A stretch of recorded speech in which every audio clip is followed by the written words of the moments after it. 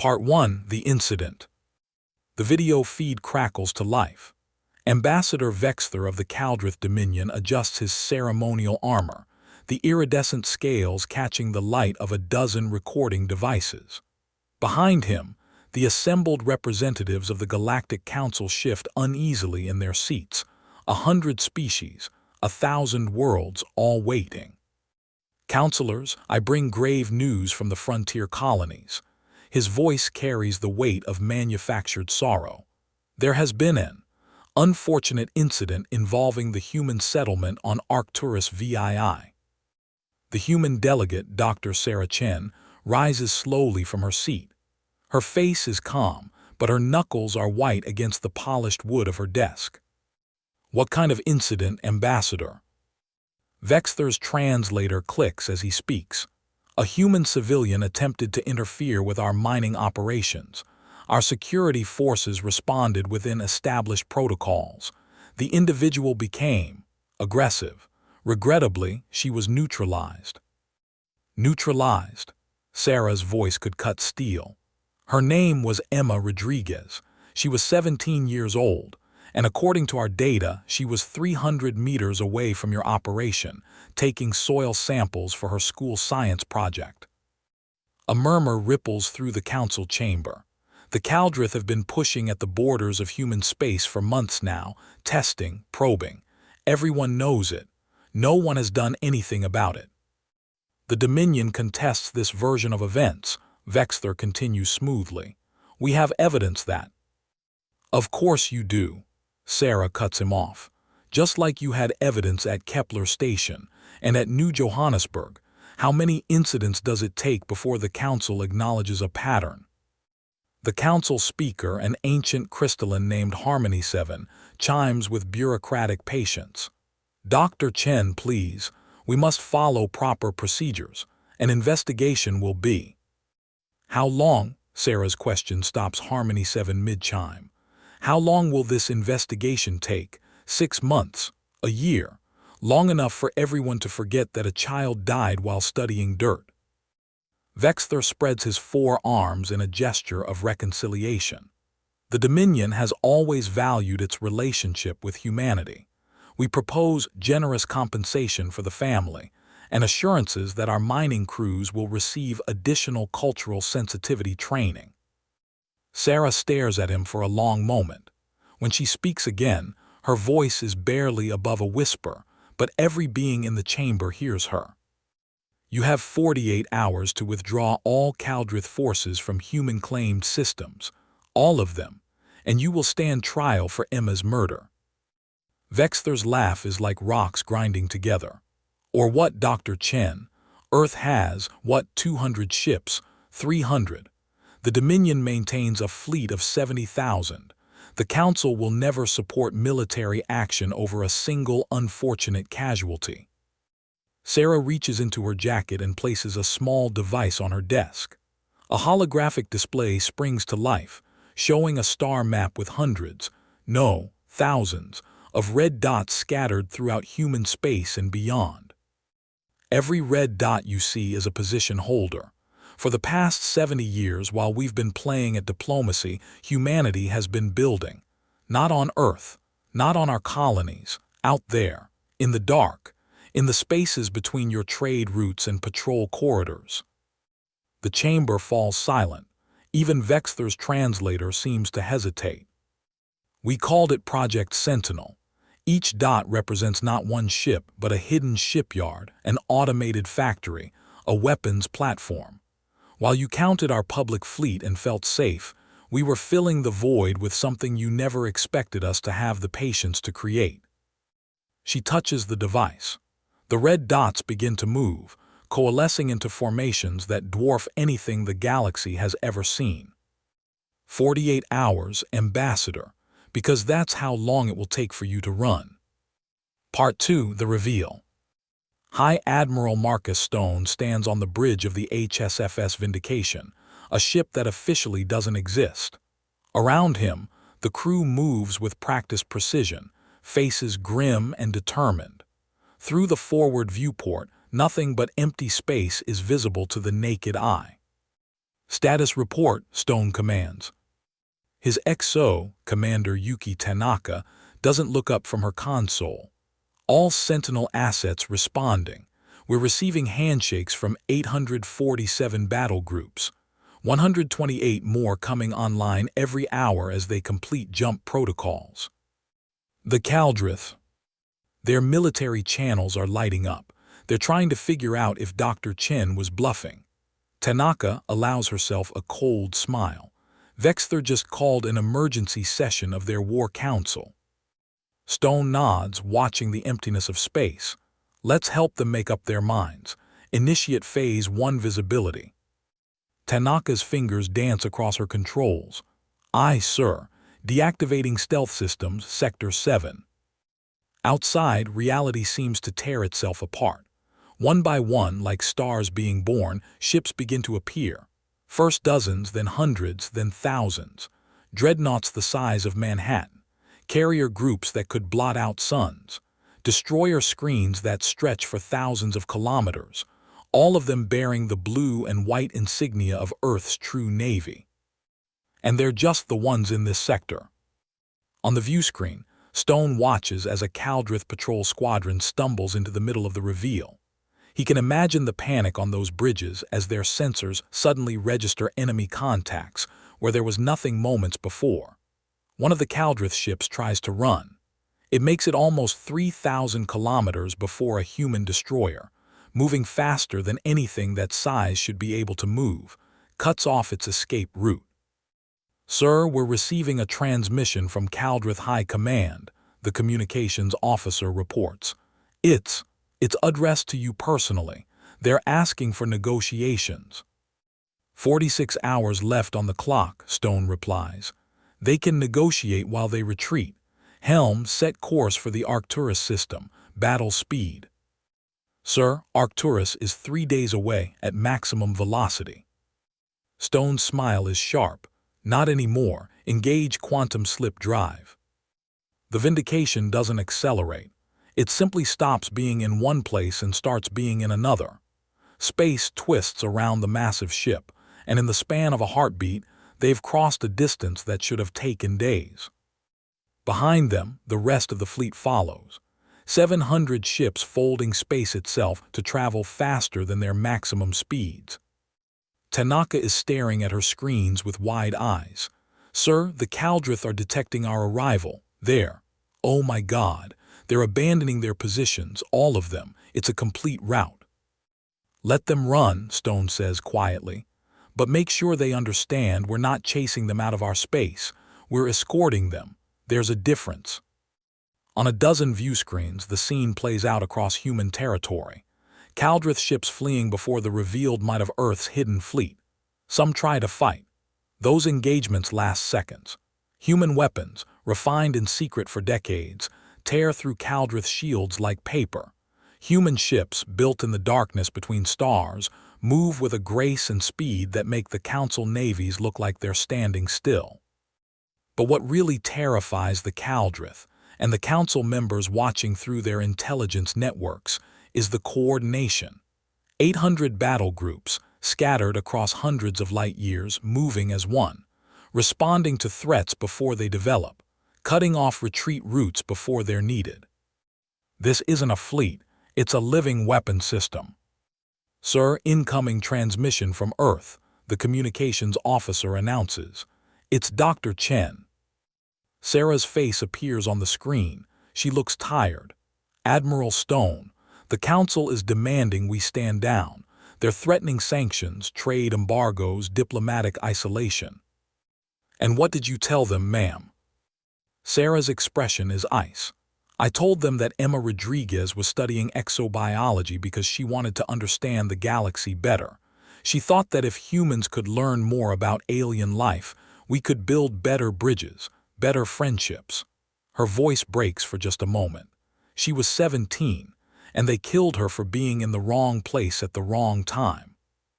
Stone says nothing, waiting. I also told them, Sarah continues, her voice steadying, that humanity tried peace first. We spent 7 decades building relationships, following rules, playing by their systems. And when their rules failed to protect a child, we remembered that we have another option. Orders, ma'am. The Kaldrith have 32 hours left to comply. If they don't, she pauses, show them what happens when humanity stops being patient. Part 3. The Price of Patience. Vexther's command ship lurks at the edge of Kaldrith Prime's defensive perimeter. Through the viewport, he can see his homeworld, 3 billion souls, the heart of an empire that spans 200 systems. And surrounding it like a noose are 27 human battle groups. How did they get past our early warning systems? He demands of his tactical officer. The younger Kaldrith scales have paled to almost white. They didn't get past them, Dominarch. They were already here. Our sensor logs show gravitational anomalies dating back 4 years. They've been hiding in our system, in our home system. Vexther feels something cold settle in his chest. 4 years. For 4 years, humanity could have destroyed his entire civilization with the push of a button. And they waited, they watched, they planned. Incoming transmission, his communications officer announces. It's from the human flagship. They're requesting you by name. The viewscreen activates. Admiral Stone appears, standing on his bridge with his hands clasped behind his back. Behind him, Vexther can see the tactical display. It shows not just Kaldrith Prime, but every major Kaldrith world, all of them surrounded. Ambassador Vexther, Stone begins. You have 9 hours left. This is an act of war, Vexther hisses. The Council will. The Council has already made its position clear. Stone's interruption is calm, almost gentle. 63 member species have officially condemned the Dominion's actions and called for full Kaldrith withdrawal. 42 more are considering similar resolutions. The remaining species are maintaining diplomatic silence. No one is coming to help you. Vexther's 4 fists clench. If you destroy us, you'll prove you're the monsters we always suspected humans to be. We don't want to destroy you. Stone leans forward slightly. Do you know what the hardest part of Project Sentinel was? Not the engineering, not the coordination. It was the waiting. 7 decades, Ambassador. 70 years of building this fleet while watching your people push at our borders. 70 years of hearing Earth's citizens ask why we don't fight back. Then why didn't you? Because Emma Rodriguez wasn't the first person to die. She was just the first one who died after we were ready. Stone's eyes are hard. Every time a Kaldrith ship opened fire on a human colony, we had to decide, is this the moment? Is this worth revealing everything we've built? And every time we decided to wait, one more day, one more year, until we were so ready that when we finally acted, there would be no question about the outcome. On Vexther's tactical display, new contacts appear. More human ships decloaking throughout Kaldrith space. Thousands of them, tens of thousands. How long has humanity been building? You wanted to know what humans are capable of, Stone continues. This is it.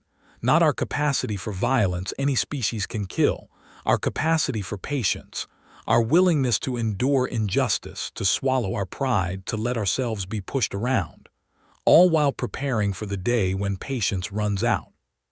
What do you want? Vexther's voice is barely a whisper.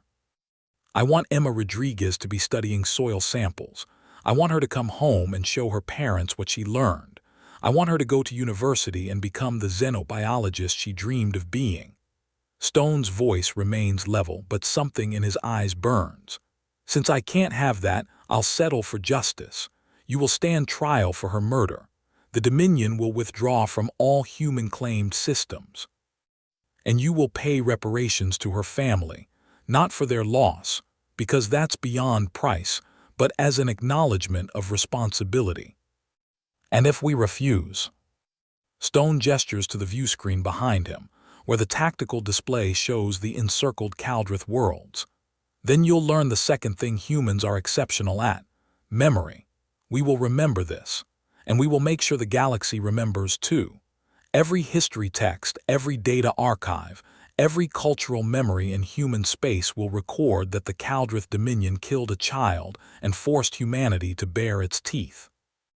Vexthor looks at his homeworld, at the human ships surrounding it, at the empire he spent his life building.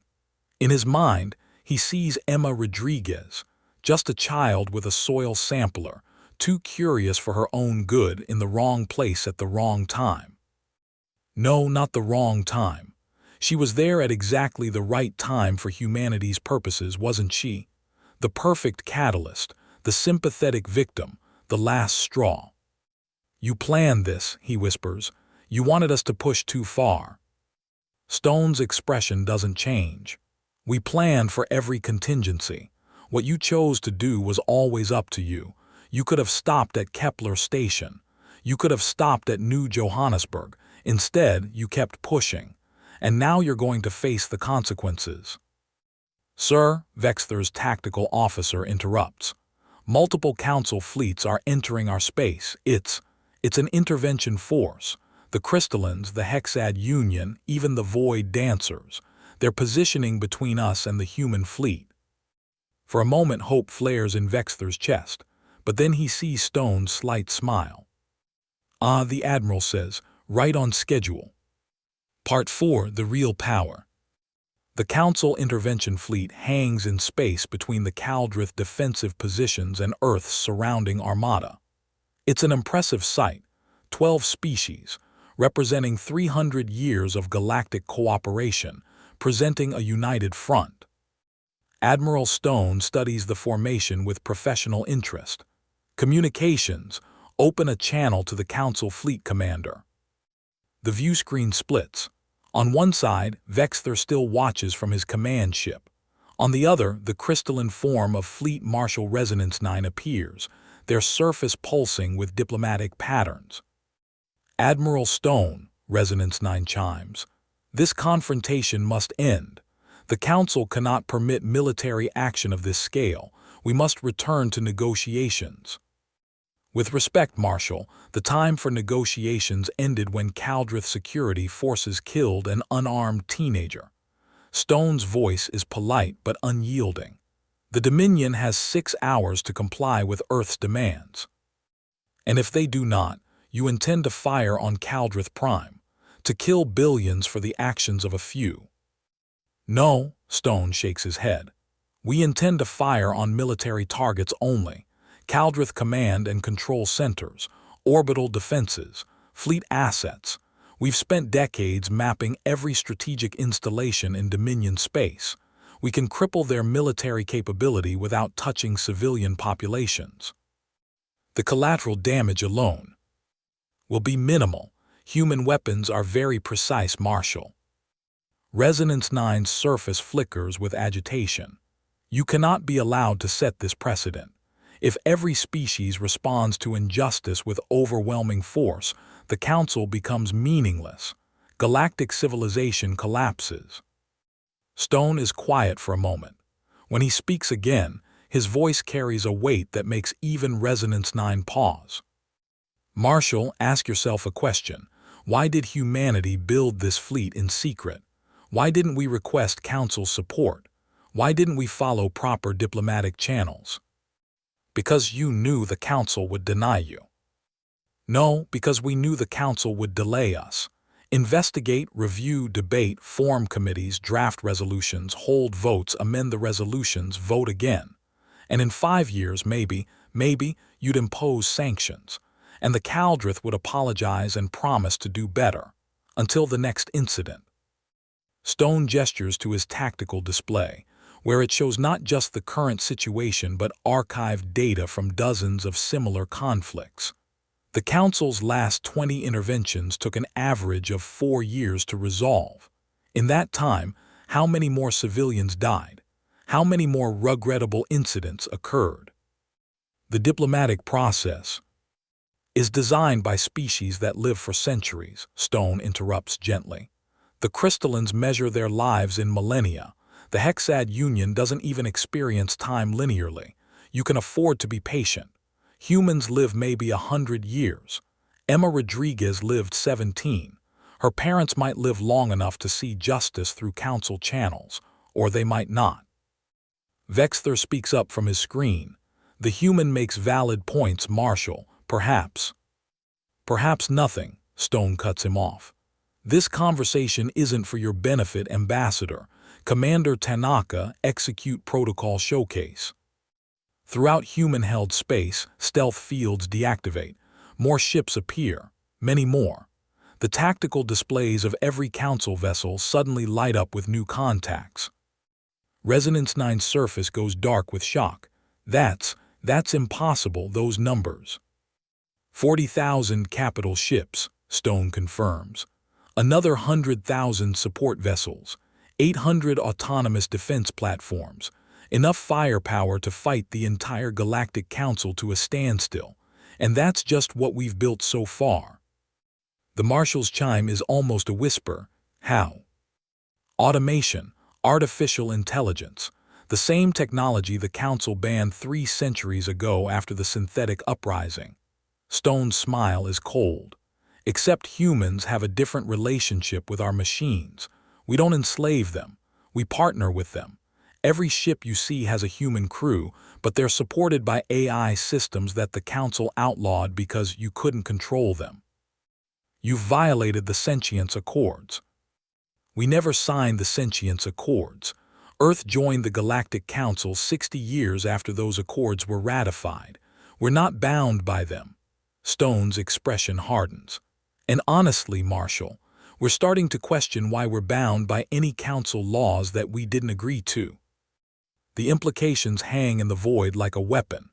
The entire Council chamber on Harmony Station, watching this confrontation through a dozen feeds, falls silent. Dr. Sarah Chen appears on another section of the view screen. Marshal Resonance 9, I've just transmitted a document to all Council members. It's a formal notice of Earth's intention to renegotiate our membership terms. We're not leaving the Council, but we are going to have some serious discussions about representation, about response times, and about how justice is administered. This is blackmail, Vexthor hisses. No, Sarah replies calmly. Blackmail would be threatening to use our fleet if we don't get our way. We're simply pointing out that we have options now. We spent 7 decades playing by rules that didn't protect us. That ends today. Resonance 9 is silent for a long moment. Then their surface ripples with what might be respect. Very well, Dr. Chen. The Council fleet will withdraw, but understand, this will have consequences. Everything has consequences, Sarah agrees. The question is whether they're consequences we can live with. Humanity has decided that we can live with being feared. We cannot live with being helpless. The Council fleet begins to pull back, slowly, maintaining formation but definitely withdrawing. Stone turns his attention back to Vexthor. You have 5 hours, Ambassador. Part 5, The New Dawn. 4 hours and 57 minutes later, Kaldrith Dominion Vexthor transmits his unconditional surrender. Admiral Stone watches from the Vindication's bridge as Kaldrith ships begin their withdrawal from human space. It's orderly, controlled, the retreat of a professional military, not a panicked rout. Good. Stone didn't want to break them, just make them understand. Sir, Commander Tanaka says quietly, you should see this. She brings up a holographic display showing news feeds from across the galaxy. Every species, every world is broadcasting the same story. Earth's hidden fleet, the confrontation at Kaldrith Prime, the Council's retreat. But it's the commentary that catches Stone's attention. A Hexad philosopher. Perhaps we have underestimated the strategic value of shorter lifespans. When you know you won't live to see justice delayed, you ensure justice accelerated. A void dancer historian. Humanity has just demonstrated what happens when a species optimizes for both diplomatic patience and military preparedness. They are not the first to do this, but they are the first to do it so effectively. A crystalline ethicist. We must reconsider our assumptions about young species. Age does not guarantee wisdom. Sometimes it merely guarantees complacency. We're changing the conversation, Tanaka observes. Not just about humans, about how the Council operates. Stone nods slowly. That was always the real goal. The fleet was just the method. A new transmission comes through. It's from Earth, the Rodriguez family. Emma's parents, her younger brother, standing in their home in New Phoenix. They look exhausted, grief-stricken, but there's something else in their eyes, too. Admiral Stone, Emma's mother says. Her voice is steady despite the tears on her face. We don't know what to say. Emma wouldn't have wanted a war. She believed in peace and understanding. I know, ma'am, Stone replies gently. And because she believed in those things, we want to establish something in her name. The Emma Rodriguez Initiative, a scholarship program for young xenobiologists, both human and alien, to encourage the kind of curiosity and compassion she embodied. Emma's father speaks up, and Ambassador Vexther, the trial. Will proceed, Stone confirms, but not as revenge, as accountability. The difference matters. After the transmission ends, Stone walks to the forward viewport. Around him, the human fleet is beginning to stand down. Ships are returning to their hidden positions, stealth fields reactivating. In a few hours, it will be as if they were never there. Except everyone knows now. The galaxy has seen what humanity built in the dark.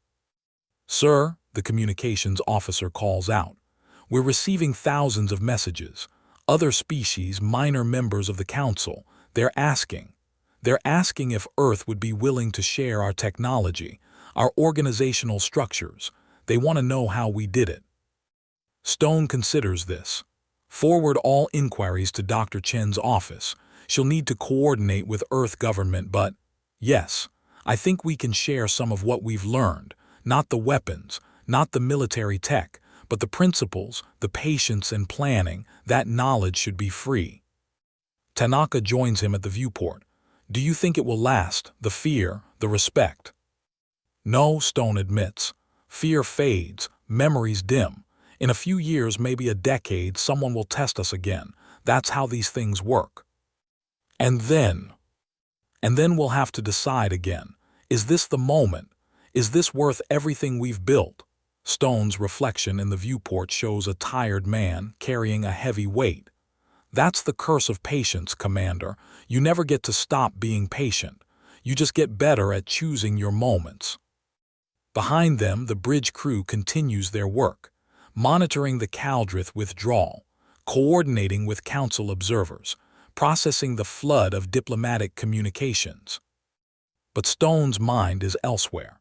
He's thinking about a 17-year-old girl, kneeling in alien soil, carefully collecting samples, thinking about how the universe should have been safe enough for her to pursue her curiosity, thinking about how humanity had to build a fleet of 40,000 ships to make sure the next Emma Rodriguez could study in peace. Sir, Dr. Chen is requesting a private channel, the communications officer announces. Sarah's face appears on his personal screen. She looks as tired as Stone feels. It's done, she says simply. The first part, Stone corrects. Now comes the harder work, making sure we don't become what we fought against. Sarah nods slowly. I've been thinking about that, about power and how it corrupts. The Council had power and they became complacent. The Kaldrith had power and they became brutal. Now we have power. And I keep thinking about Emma, about how she wanted to understand, not conquer, how she reached out with curiosity, not fear. Sarah's eyes are bright. We built this fleet to protect people like her. We need to make sure we remember that's what it's for. I won't let us forget, Stone promises. Neither will I. Sarah glances at something off-screen. The Council is convening in 6 hours. Emergency session to discuss Earth's new status. They're expecting you to attend. Will they be expecting what I have to say? Sarah's smile is tired but genuine. Admiral, I don't think anyone in the galaxy knows what to expect from humans anymore. That's probably a good thing. The transmission ends. Stone turns back to the viewport, watching as the last Kaldrith ships vanish into FTL. In the distance, Kaldrith Prime rotates serenely, unaware how close it came to devastation. Not unaware, Stone corrects himself. Every Kaldrith on that world knows what happened today. They'll remember. They'll tell their children. And maybe, just maybe, the next time someone in power considers treating a young human as expendable, they'll remember Emma Rodriguez. They'll remember what her death cost. Commander Tanaka, set course for Harmony Station. Battle speed. Sir, Harmony Station is 2 weeks away. Stone's smile is sharp. Not anymore. Engage quantum slip drive. And Yuki, make sure we arrive exactly 3 minutes early. Let's show them what punctuality looks like when you can fold space. As the Vindication prepares to jump, Stone takes one last look at the tactical display. The human fleet, scattered across the galaxy, hidden but ready.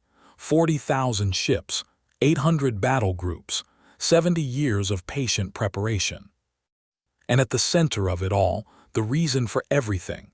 A teenage girl who just wanted to understand the universe. "This one's for you, Emma," Stone whispers to the stars. "We're going to make sure the galaxy learns from your death, the hard way if necessary, but they will learn." The Vindication folds space and vanishes, leaving only the memory of its presence. Behind it, the human fleet settles back into the darkness between stars, invisible once more. Watching, waiting, patient. But never again helpless.